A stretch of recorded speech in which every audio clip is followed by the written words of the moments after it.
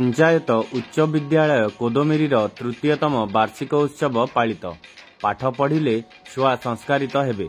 नुआपड़ा जिला सदर ब्लॉक कोदोमेरी स्थित पंचायत उच्च विद्यालय ठारे रविवार संध्यारे विद्यालयर तृतीयतम वार्षिक उत्सव अनुष्ठित हो जाइछि।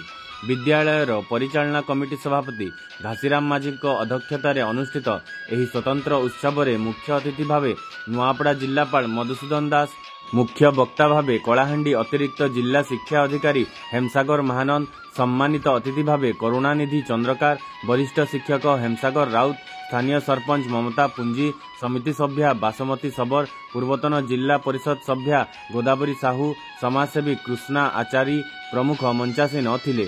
कार्यक्रमर प्रारंभ में अतिथिगण दीप प्रज्वलन करी शुभारंभ करथिले। परे अतिथिगणों पर स्वागत गीत विद्यालयर छात्र छात्री मानक द्वारा परिवेषण करा जायथिला। परे अतिथिगणों को फूलतोड़ा और उत्तरीय प्रदान करी स्वागत प्रदान करा जायथिला। विद्यालयर खेल शिक्षक गोकुल दंडसेना वार्षिक विवरणी पठन करने सहित मंच परिचालना मध्य करथिले। पाठ पढ़िले छुआ संस्कारित हेबे, जहाद्वारा एक सुंदर और सुस्थ समाज गठन हो पारिबो बोली मुख्य अतिथि निज अभिभाषण में मत रखिथिले। विभिन्न प्रतियोगितार कृति अर्जन करिथिबा विद्यालयर छात्र छात्री माननकु अतिथिगणों द्वारा पुरस्कार प्रदान करा जायथिला। परे विद्यालयर छात्र छात्री मानक द्वारा सांस्कृतिक कार्यक्रम परिवेशित होइथिला।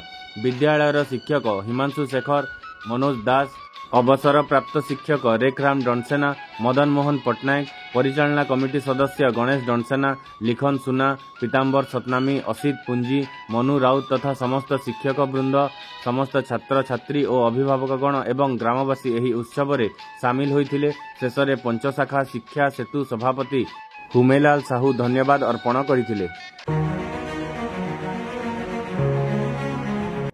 कोदोमेरी उच्च विद्यालय आज वार्षिक उत्सव आयोजन करा जाउची।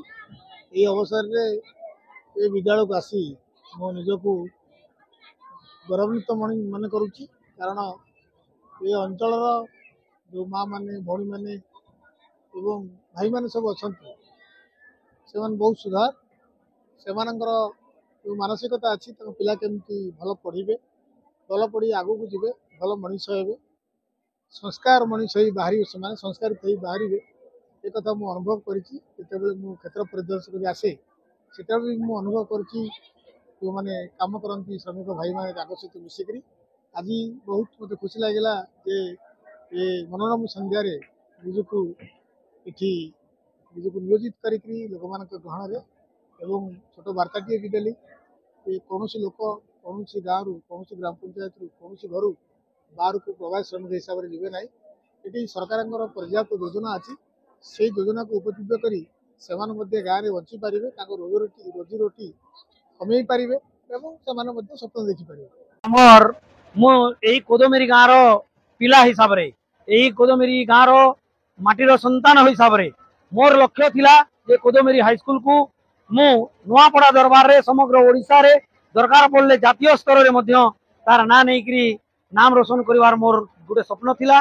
तेणु मु प्रथमे तो धन्यवाद देवी आमर नुआपड़ार डीओ सार एवं नुआपड़ार जिलापाल सार को जे मते एलिमेंटरी शिक्षक हेले माने हाईस्कूल रे काम करबा पई क्षणस्थायी हिसाब से सुजोग देथिले एवं लगातार मोर प्रयास रे मु 37 वर्ष इतिहास रे मु एठी जॉइन कला परे तृतीय वार्षिक उत्सव पिला मानकर प्रतिभा को लोकलोचन को आनिबा पई मोर प्रयास मु जारी रखिछि।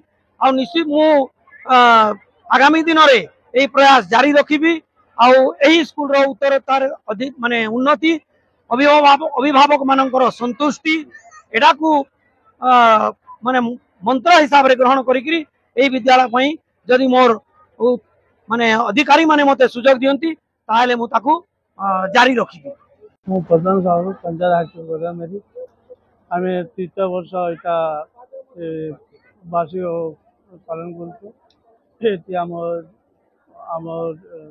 कलेक्टर हेमसागर मधुसूदन दास बीओ कलाहांडी सागर महानंद ये समस्ते उपस्थित होते और से माने जो भाषण देले फल आम एरिया आशा करें। For more updates, please subscribe to our channel and press the bell icon.